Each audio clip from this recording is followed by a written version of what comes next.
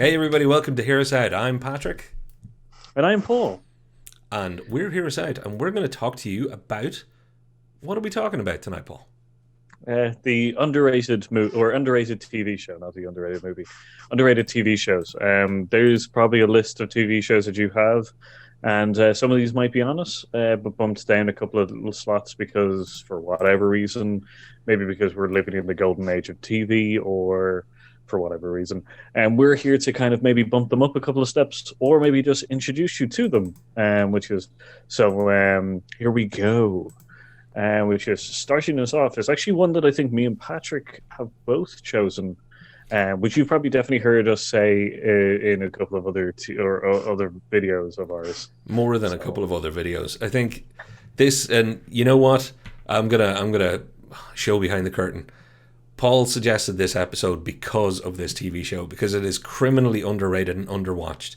It's one of those shows that not only have we mentioned it a load of times, but we've mentioned it with very excited purpose of getting people to see it, getting the word out, because it's been forgotten. It's a HBO show called Generation Kill.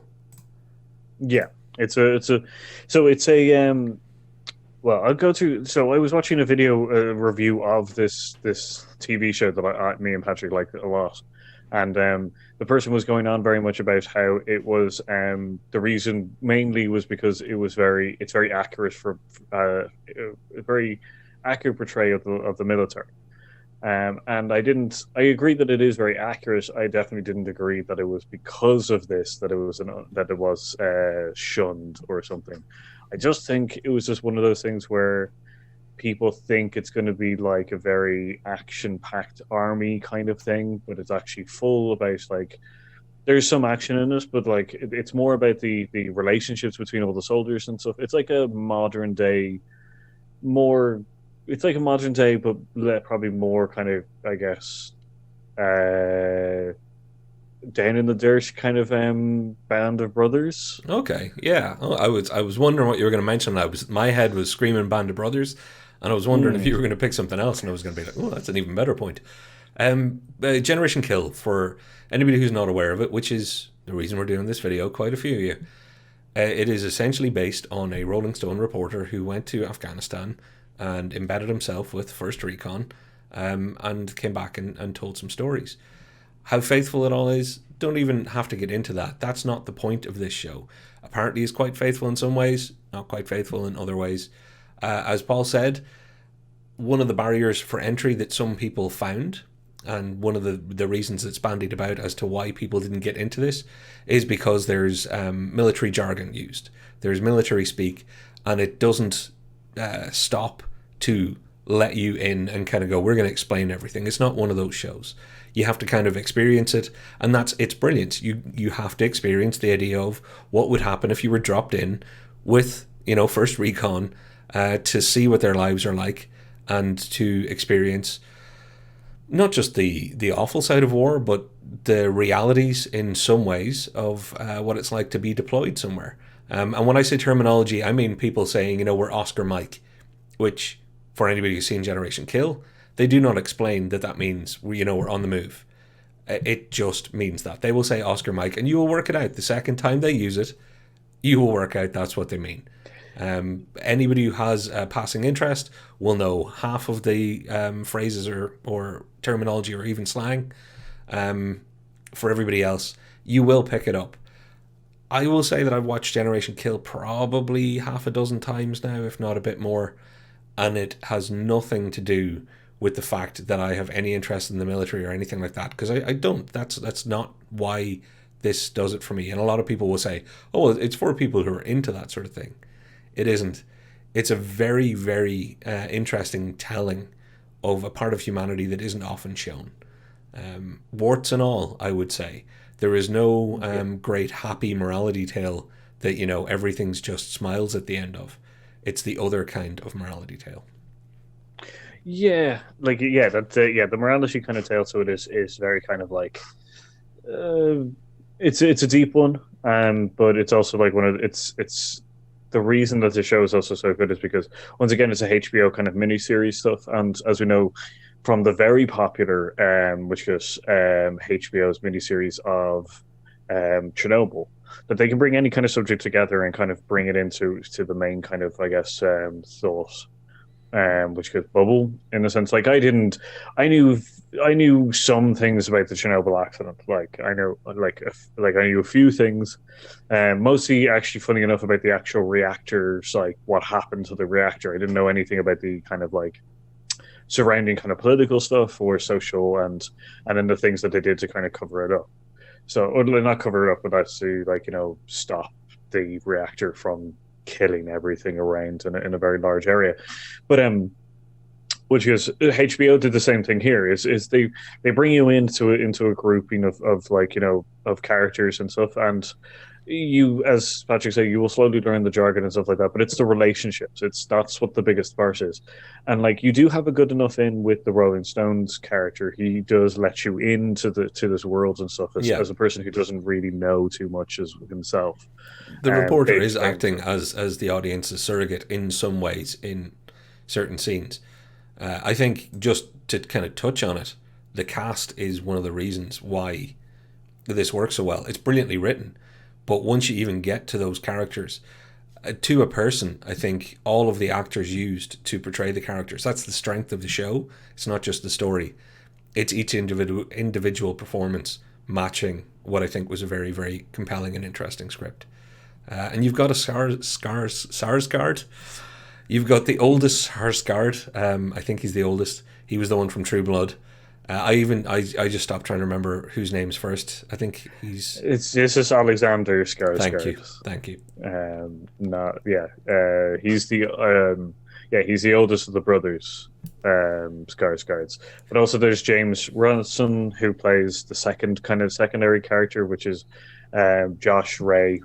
Persons. I got a list of the characters just because there is quite a lot of the characters. You kind of have to take it from us that you will get to know, love, respect, despise, feel for, and hate very many of these characters, and not just each one of those in order individually. Some of the characters that you will love, you will also hate by the time the story is finished being told. Now, Paul, you touched on why people maybe say that they haven't watched it. They're the ones that have even heard of it. I'd say part of the reason it's kind of unrecognized now is because it was a HBO show back in the days before people were putting everything on streaming. HBO didn't have a streaming service until very recently, for example. Yeah. And they weren't exactly sharing their toys with everybody else. So this didn't make it to Netflix for people to pick it up and binge it. And I think if it had, it would have become much more of a famous show. Yeah, like it came out in 2008, which is just like, it's the start of the streaming revolution. We're not even going to say this. Yeah, that's the best way to do it, because there was no full blown streaming wars, which you can check more of our videos out for more information. I see what you did there, but this is more kind of when the infancy of streaming coming into effect.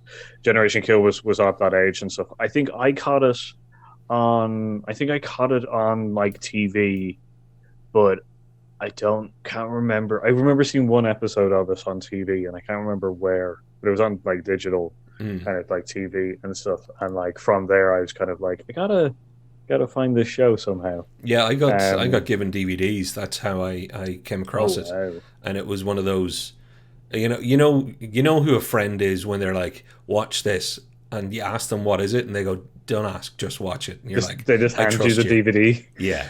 And weirdly at the time, one of the big selling points of this, and folks, this is a mini series, not a long series. This is not something that has multiple seasons.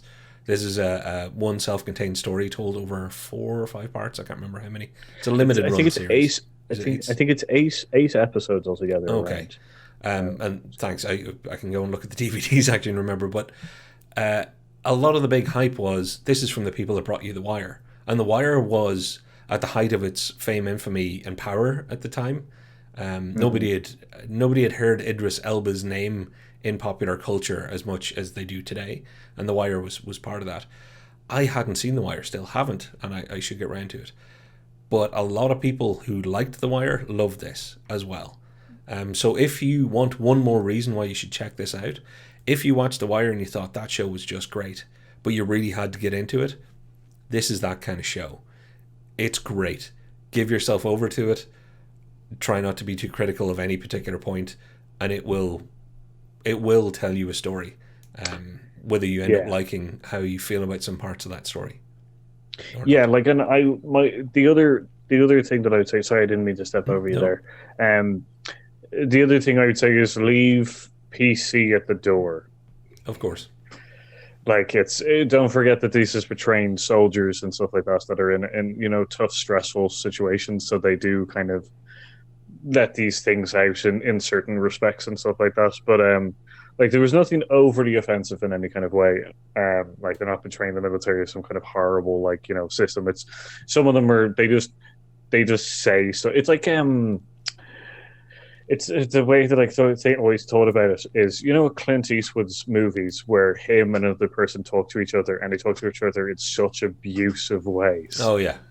It's that kind of thing. It's just a way that these guys kind of communicate with each other. And stuff also, like that. this is no sitcom, so the idea that if you're going to be offended by something, this isn't going to be a show to watch anyway, because you're not supposed to be seeing the squeaky clean side of humanity. But you're also able to see that not all heroes wear capes, but not all heroes are heroes. So it's, I would say that's probably good advice. You can't take 2020 sensibilities into what is now coming up to a 20-year-old conflict and expect people's standards to be the exact same. So that's a fair warning, I think, Paul. Fair warning. Yeah. Just because like the characters are brilliant and everything like that, and the relationships or everything, as I said, it's just lingo or ways that they communicate to each other that you have to get over. Like, the first time I watched it, I was just like, I don't know how I feel about these kind of things, and then I continued to watch it. It got further and further in, and I just went, oh, this is just a way that they handle certain aspects and talk to each other and that kind of way. And I don't have to like or respect some of that either.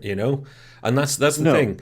When you're being told a story, you're not being told it on your terms. And all of the best entertainment in the history of time, and that goes for all the way from music, poetry, plays, and stand-up comedy.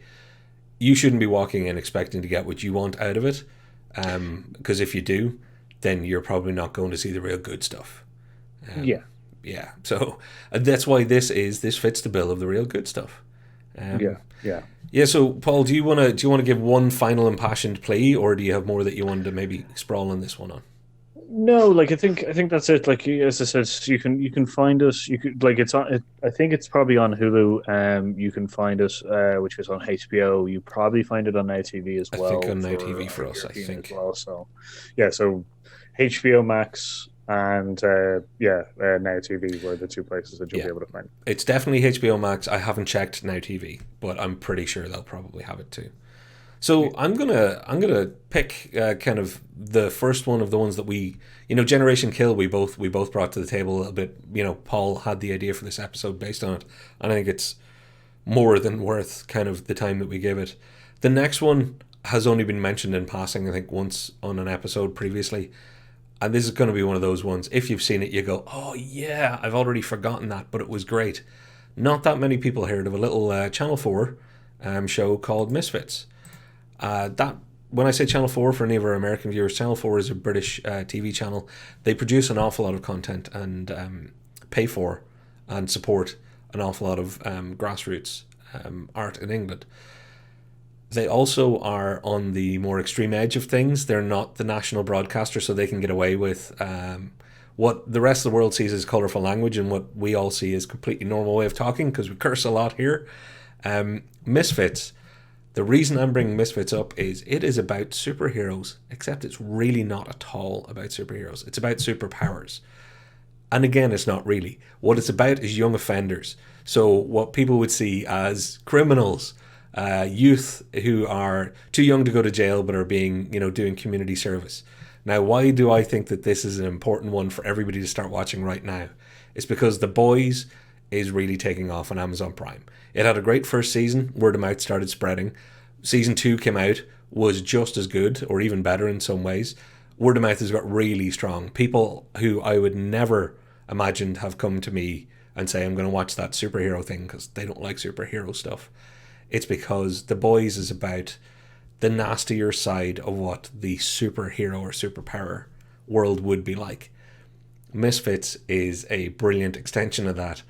Imagine a case where a bunch of kids who are, let's put it this way, teenagers who are not exactly happy to contribute to society and have done things that are forcing them into being community service together, end up, through a mysterious happening, end up having special abilities.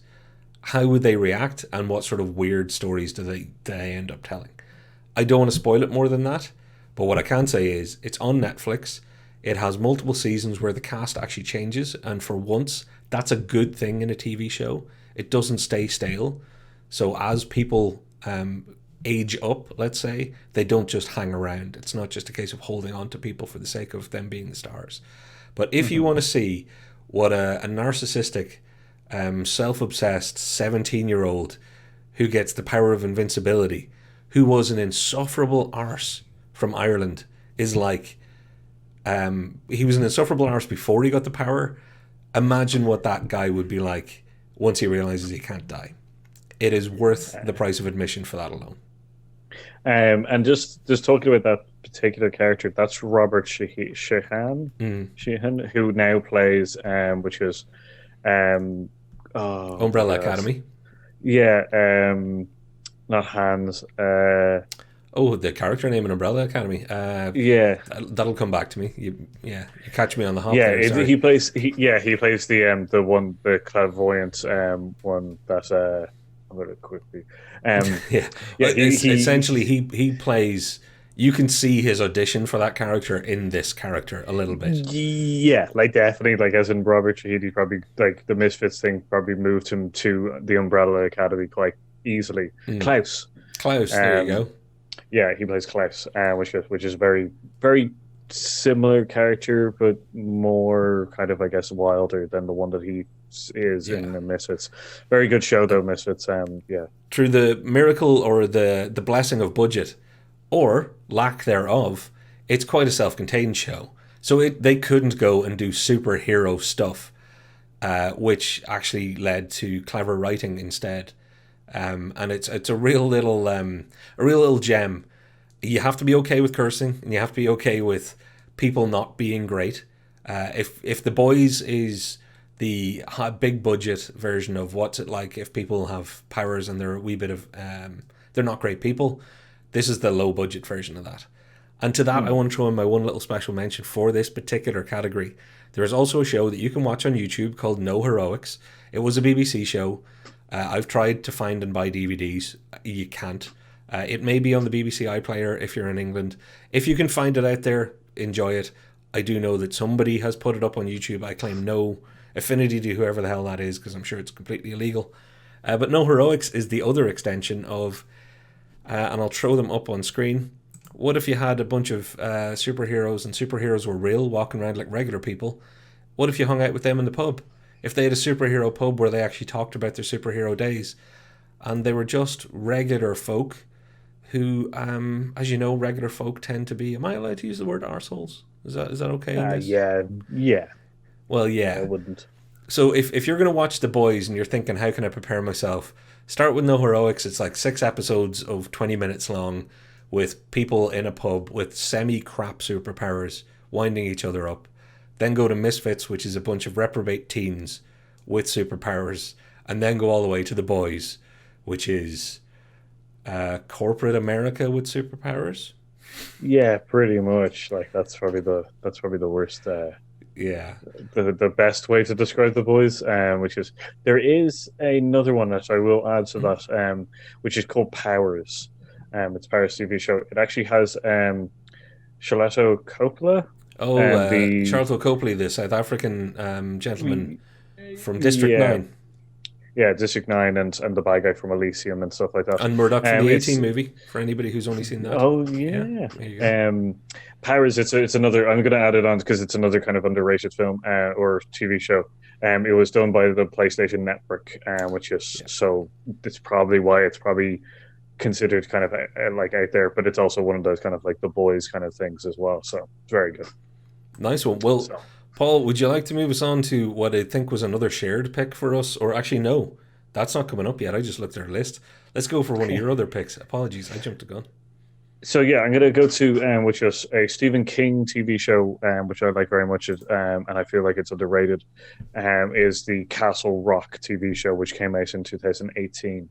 The reason I also think this is a very good show is because it's an adaptation of none of the Stephen King books, but a place that's mentioned a lot in the Stephen King universe, which is Castle Rock itself. Um, It's also got characters like which goes Bill Skarsgård, which is the brother of Alexander Skarsgård. You also might know Bill Skarsgård and Stephen King's relationship, as the Bill Skarsgård plays the clown Pennywise. Which goes and then yeah, then he played or he was brought into the TV show. It's a very good TV show. It's very kind of creepy, very Stephen King like and stuff like that. Very mystery esque and stuff like that, which is great. And the second season is also it came out in 2019, I think. Um, which is great. It's just so the seasons are also slightly self-contained stories as well, so that's a good thing about them as well. Okay. But yeah, it's just the action, the acting, the mystery and stuff like that, which is the expansion and kind of the world and stuff is very good, and it's all set in a small town kind of thing. So Well, this is one I haven't seen, folks. So, is Castle Rock, is this equivalent to if you had, you got the Marvel Cinematic Universe, you've got all the verse for anything, there's a universe for anything. Is this like a Stephen King verse? Will you be getting hints to other Stephen King properties all over the place at this yeah, kind of nexus crossover point of Castle Rock? yeah, well, like yeah, because Castle Rock once again is one of the towns that has plenty of stuff. It has a curiosity, or it had a curiosity shop in it that the devil used to sell stuff out of, and that's one of his books, kind of stuff. So you will get large amounts of hints about the kind of multiverse that he has in a lot of the stuff. I don't think there's ever been a story that Stephen King has had that hasn't had some kind of like thing to the rest of the Stephen King universe. You know, Yeah, he's like quite the subtly linked guy, and sometimes not so subtly linked. Um, yeah, like he's very good at that kind of like multiverse kind of tethering together kind of stuff with all the stories. So So it's about this is very time good. there was a show like this, because let's face it, Stephen King not exactly done too bad from a film point of view as far as adaptations becoming screenplays becoming movies. So this makes a lot of sense. I'm excited to check it out.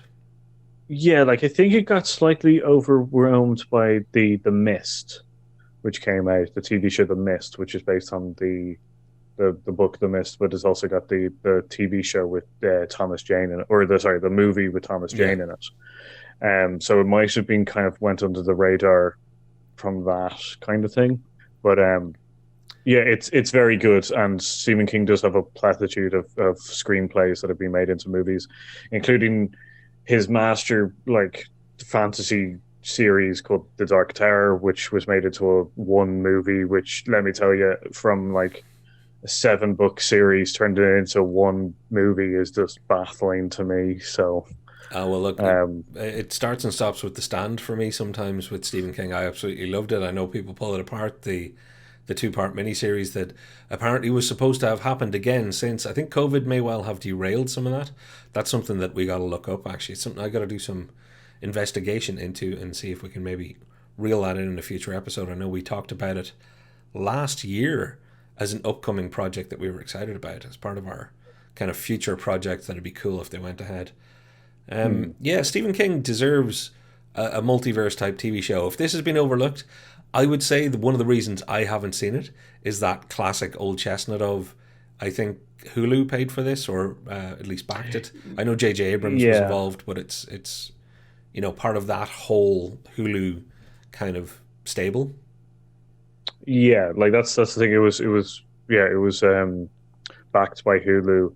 J.J. Abrams and Stephen King were both producers on it and stuff, and it's like yeah, I think it just got lost in the weeds of probably the streaming services as well. So Yeah, it might not have been on the most popular one in Europe and stuff. But the good thing about the show if is that there is DVDs and stuff like that, and you probably will be able to find it on Hulu and a couple of other places. But Oh it yeah. is it is highly rated, but seen as under as in it's the people who watch it are like, this is fantastic, but not enough people have watched it, kind of thing. Well regarded by the few sets of eyes that see it. Yeah, and that's what Yeah, this whole episode is about, folks.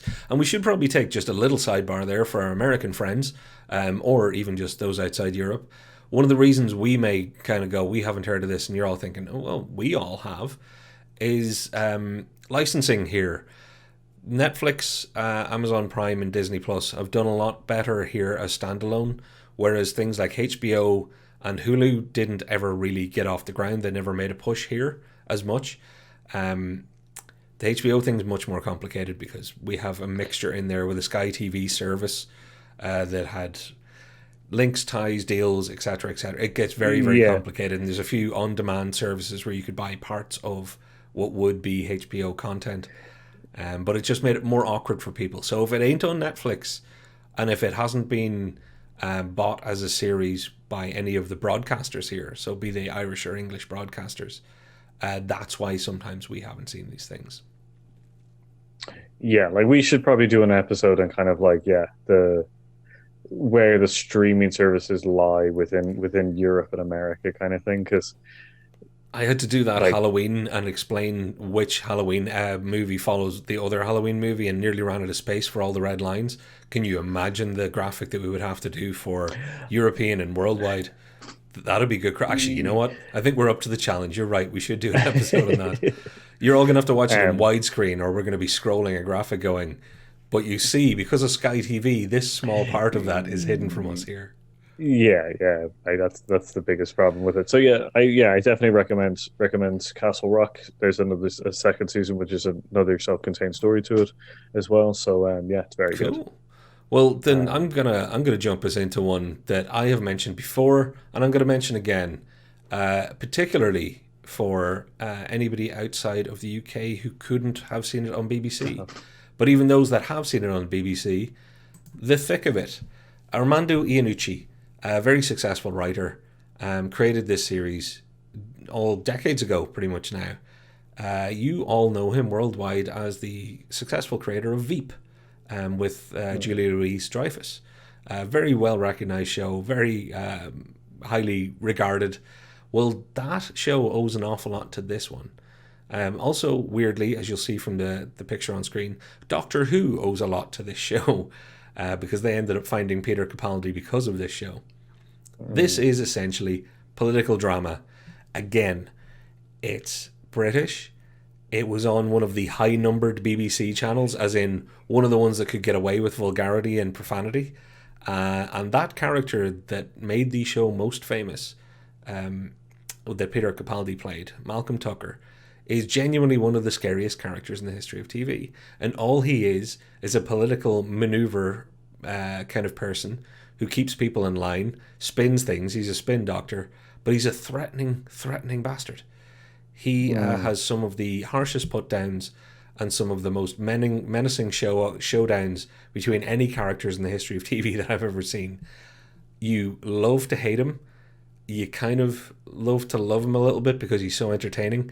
But the one thing I can say is when you watch the show, you never want to meet that character.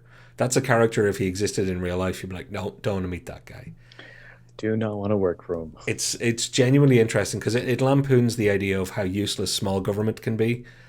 So small departments in government, I should say, but also then uses that as a brilliant mechanism to show you the larger inefficiencies of government and how politics is both business and a huge game to a lot of people.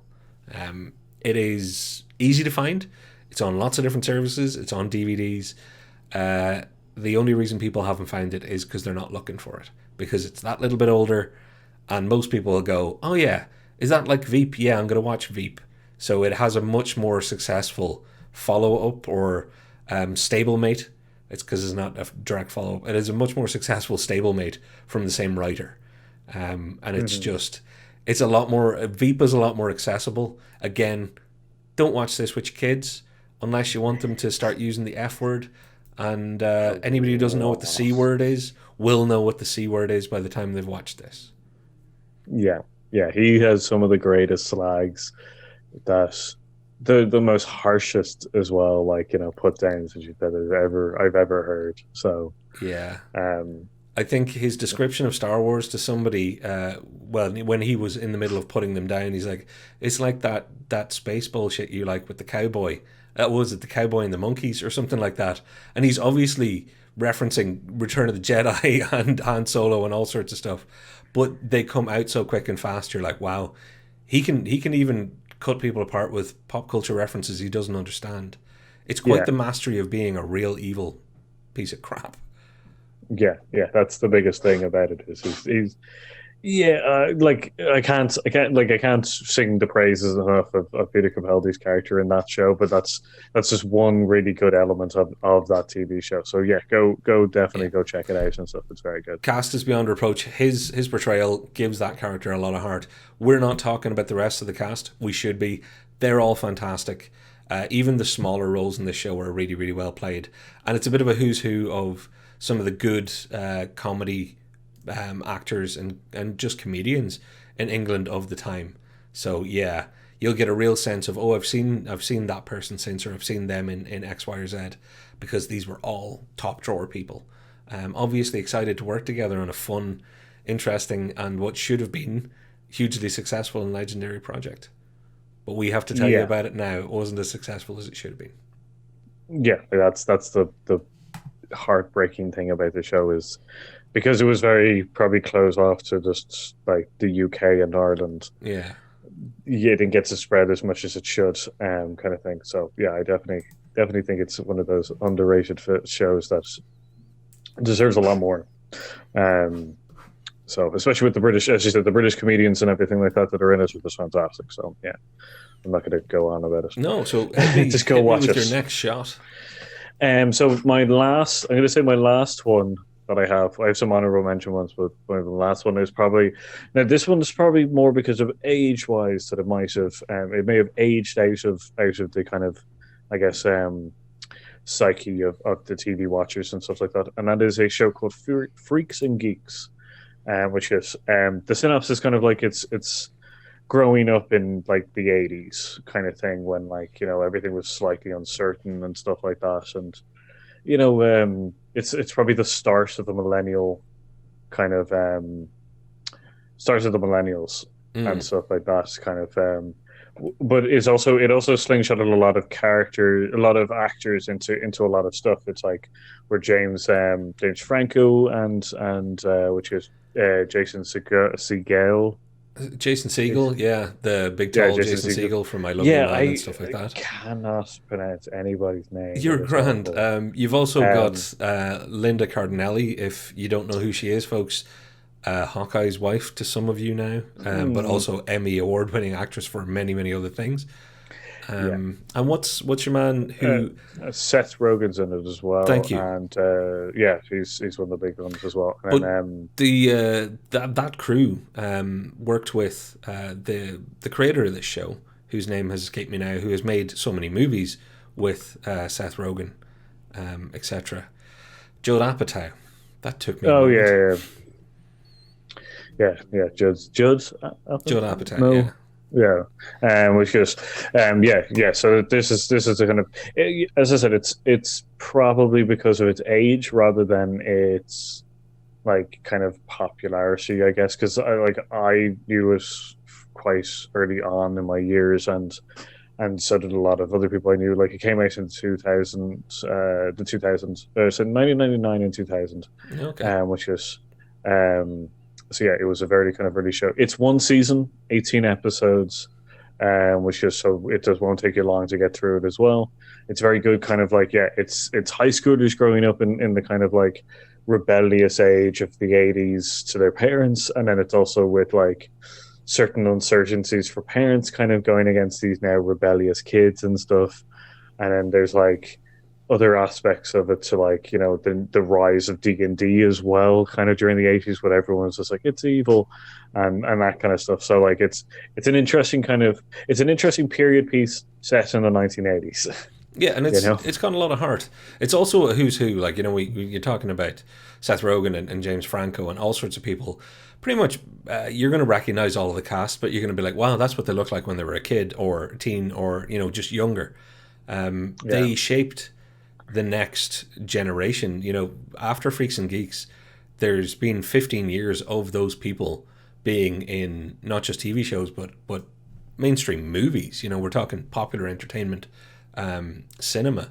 So it's interesting to see where they came from. But the show itself, past who's in it, I have to agree with Paul. It's on my list of things I'm really, really glad I found. Now again, I saw it after its release, but man, it's got a lot of heart. It really has a lot of heart. That's the one selling point I give to people, is there's great performances, but it's at its core, it's funny, it's sweet, and it doesn't feel like it's just an empty vacuum. It feels like people trying to make art when they were at the starting point of how they could make art. So you can feel the creative process on screen.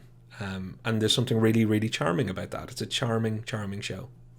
Yeah, it's a great, yeah, like slice of life kind of nice thing in the '80s kind of thing. If you like the Golden the Goldbergs or anything like that, which is a relatively new show about the '80s and stuff like that, it's that kind of stuff. Yeah, that's So the Goldbergs. I haven't watched. I think that's the Jeff Garlin show. The comedian. I meant to check it out. You know what? Is it worth checking out? I should ask you now. it's very very funny. It's Okay. very funny. Like I've enjoyed it quite a lot. The Strong character comedic dynamics cast. and I stuff. do know that, but yeah. Yeah, Okay. the family dynamic alone is just the family dynamic with the father is just fantastic, which is the comedian that you're talking about. God, Yeah. it's just gone out of my head. Jeff Garlin. Sorry. Yeah. Jeff Garland, yeah. Well, I think we have one more that we both picked, because we threw a list at each other, and this was on both our lists. It's very, very hard to say because we keep saying it. We mentioned this in other episodes before, but this one, again, geez, have we mentioned it on episodes or what? It's Studio 60. Studio 60 on the Sunset Strip, to give it its full title. Again, another one I have gone out and sourced DVD box set for, or DVD set for. Aaron Sorkin, after West Wing, doing a West Wing to the idea of a late night Saturday Night Live style show with a cast of heavy hitting brilliance in places.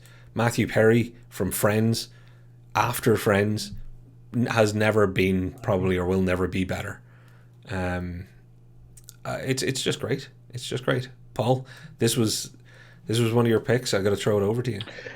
Yeah, like I can't. Yeah, we do mention this a lot, but this is kind of a stage in which we can tell you why and stuff like that. It's a change of pace from the West Wing kind of thing, where West Wing was very politically charged. Now, not politically charged, but very political and stuff like that. It gave you the insights of kind of how the White House would run and stuff like that, and how each of the, like, chief of staff works, or the which is deputy chief of staff or communications, like chief of communications and everything like that. Like they're all. It's a fantastic way of how that works and how they interact with the president, and some of the things that will affect their lives and stuff.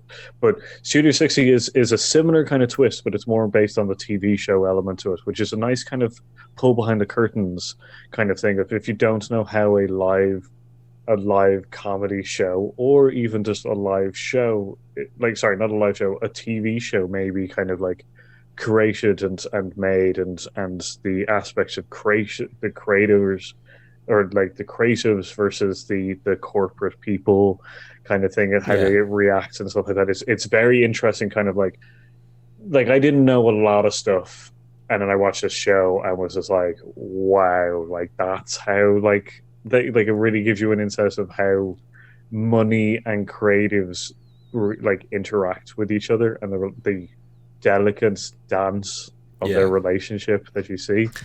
And let's face it, they don't hide the it's Studio 60 on the Sunset Strip. As LA as that is sounding like it's set, they do not hide that this is a live TV show created weekly, that is written with a guest host. Basically, it's Saturday Night Live. We all know it's Saturday Night Live. As much as they're not saying it's Saturday Night Live, they are talking about it. Now, I had this was a double whammy for me. It's Aaron Sorkin, so I'm like, yep, take my money, I'm in. Doesn't matter what he could well be. I could have just bought a ticket to watch him yawn, and I'd be like, okay, no, I'll take my chances. Things he does are great. But as a kid, because I have so many American relatives, I spent time there, and Saturday Night Live is a huge part of my childhood and a huge part of my fascination with entertainment, TV, and comedy in general. Seeing them play out the stuff that I knew about the challenges and the pressures of creating a TV show in 7 days and then starting again, straight away and having 7 days to create it. The idea that I knew a lot of those challenges is very different than seeing someone dramatically play them out. It's like understanding what it's like to, I know how a rocket gets into space. I guarantee you, I feel very differently when I watch onboard footage of, people being shot in a rocket into space. And it was really like that. I absolutely adored everybody says Aaron Sorkin does, talking in hallways. Walking and talking is how Aaron Sorkin writes. That's true. There's some of that here and it's brilliant. But there's so much more. It's worth everybody's time on every level. If you don't like it straight away, watch the episode again. Because it's one of the most rewatchable TV shows I think ever made. Because there's so much going on, and there's a little bit of depth on what are other, seemingly shallow characters. There's a little bit of depth being built up there.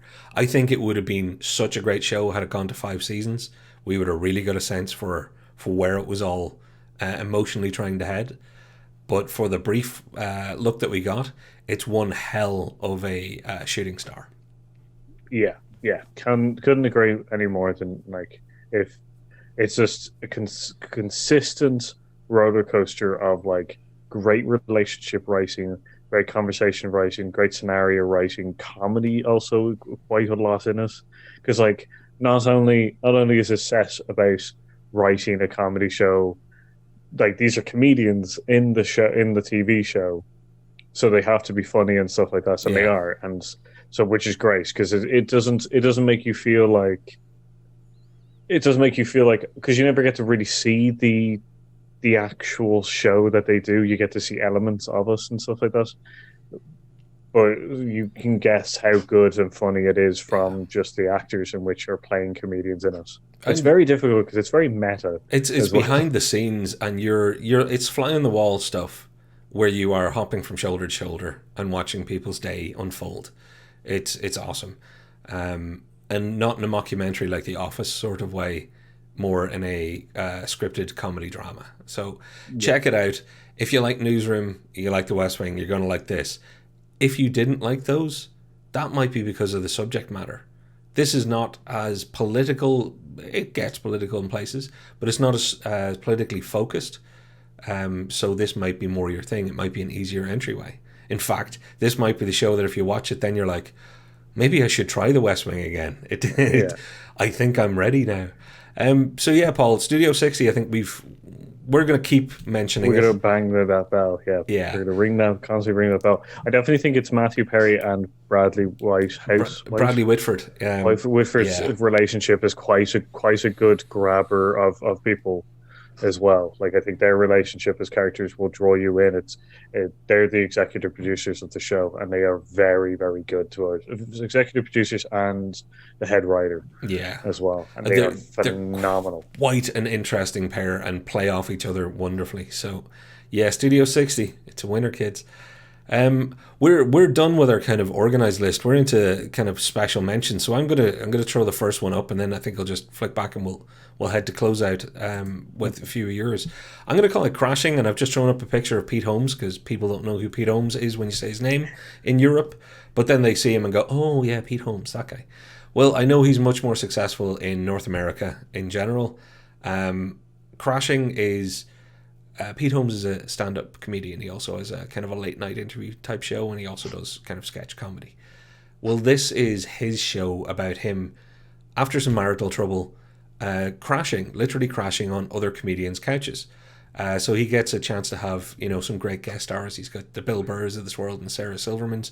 But it's him and Artie Lang, another comedian, kind of going through some just weird experiences. It's not the most focused of shows, but it's a really nice It's a nice look at something different. And I think that's sorely lacking. How has it been overlooked? It's because it's not the greatest show ever made. But it's also really not something that we're ever going to get picked up by Irish or British or even probably French TV, or German TV. So it's going to be North American preserve only if we don't mention it here. So this is one for all my European compatriots. Check this out. It's a HBO show, I think. So you can get it wherever you get your HBO content. Which Yeah, God like knows where just that is, depending on your European country. yeah. Just to play into this, like I didn't hear about this show. Like Pete Holmes, I've heard of as a comedian and stuff like that. I've seen skits of his sketches of his on the which is YouTube and stuff like that. So like if you don't know him, never heard of him and stuff like that, look up like on YouTube, look up Drunk Bond. Pete Holmes Drunk Bond or Pete Holmes which goes X-Men. X-Men or Street Fighter characters. Like those skits will to get you a kind of nice I guess a little bit of what he can do and stuff like Yeah. that, and then you'll probably go find out more He's a stuff to very his. sweet comedian. Like he's one of those comedians that just seems really nice, and he sort of plays off that a little bit. And this show uses that image. You know, you're on his side because no one wants to be mean to poor old Pete Holmes, and he's having a bit of a rough time, and you know, crashing on Sarah Silverman's couch might seem glamorous to you or I, but when you're a comedian and you're all friends, you're still just crashing on your friend's couch. Your life's not going great that day if you're asking, "Can I sleep on your couch?" Yeah, So exactly. there's a soft side to this one. Have you got any honourable mentions you wanted to get out there? I'm gonna say Oz, the prison Nice. show, which is that has J.K. Simmons in it and stuff like that. It's a very rough watch, I'll tell you. Which goes, but it is a very good. It's a very good show. It Like, it's one of the original rough watches too. It was one of those first TV shows to go. Yeah, have you seen Oz? You better be prepared. yeah, like I'm one of those kind of people that kind of very much likes to watch very nitty, kind of rich, gritty, kind of like relationship TV shows and stuff like that. And this one is very much like that. It's set in a prison with all the prison guards and prisoners and stuff like that. It's about the gangs that are set up and stuff and their relationship and stuff. It's very very good, but it's It's also intense. very it's intense and graphic and stuff like that. Which the reason I like that kind of stuff is it makes it a little bit more kind of I guess real. I guess because they don't shy away from it. No, it's pretty visceral. Um, All right, like you're gonna feel and smell and taste some of the desperation in the air. it's It's yeah, commitment, it's a pretty folks. It's yeah, commitment. it's a pretty rough watch. It's got 6 seasons, I believe. 6 seasons. I think it's 6 seasons. I didn't watch it Which all the way is through. I think one of the reasons it's again to throw in really quickly. Why would it have been overlooked? It's been forgotten now because it's old. It was a huge hit at the time, but more mhm. critically and with lots of people going, "You should watch Oz," and then hearing how hardcore it could be, and things were different. Like it's very hard to remember back that far, but things were different, and people were a lot more squeamish because TV hadn't really embraced its dark side yet, Mm. and it really had to cut through a lot of people's sensibilities. So, yeah, I think more people would be ready for Oz now if it came out. That's I'd say that we've grown more accustomed to kind of the darker side of life portrayed in TV. Yeah, So I think ours would probably be it's a lot more acceptable now than it yeah. would be. An interesting connection. Lee Targarson. He plays which is I think when he plays someone in Oz, I can't remember the character's name. But he also plays Rolling Stones and Generation Kill. Ah, okay. Oh So a yes, little yes. bit I know the of guy you're yeah, talking about now. Yeah, yeah. yeah, Actually, yeah. little We've had some little connections. Sarsgaard's crossovers in this episode between one thing and another. It's all interconnected. 7 Degrees of Kevin Bacon exists in TV land Yes, too. Um, very much so. my only kind of honourable mention then is one that you called out actually when we were talking. So I'm going to steal it because it was the one that I banged the drum loudest about. Nobody has ever seen it except for they heard it from me. That's how much I want to claim this. because I love Bill Hader, and I don't mean that figuratively. I mean that literally. I have loved Bill Hader for a long time, and Bill, if you're watching, I love you. I heard that he was doing a TV show called Barry, and as soon as was humanly possible for me to see even the first 2 seconds of it, I did, and it hasn't disappointed since then. I think Barry is an honourable mention that has been recognised as, being recognised with awards, but again, has been lost in the mix of just the rate of great TV that comes out. There's so much good stuff that I think it's getting lost in the crowd. Yeah, I definitely agree there because like I was for researching this, I also found that like Brooklyn Nine-Nine has showed up in a couple of those lists of underrated TVs, and I was just like, Everybody knows what? about Brooklyn Nine-Nine, surely. That's the thing is, Yeah. see, you see, I think a lot of people know about it. I don't know if a lot of people have watched this. So like, because I've watched this definitely because I really like Thomas, like I really like Richard Sanders, Andy Samberg, yeah. Sandberg. My God, my brain is just melted. You're Um, grand. Anything with an yeah, ex-SNL cast member, I'm likely to have started watching it, and they all go off and do a show. So, like Portlandia with Fred Armisen.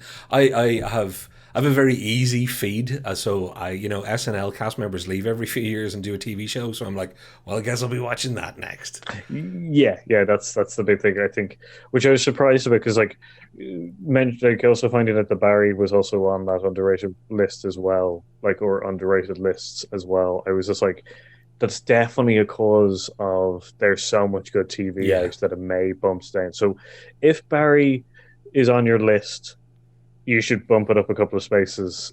yeah. It like I would also if you got multiple lists and you're kind of like me and it's like on the comedy list, I would bump it very close to the top of the comedy list kind of thing. And I'd even Um, move it into the drama list, if you know what I mean.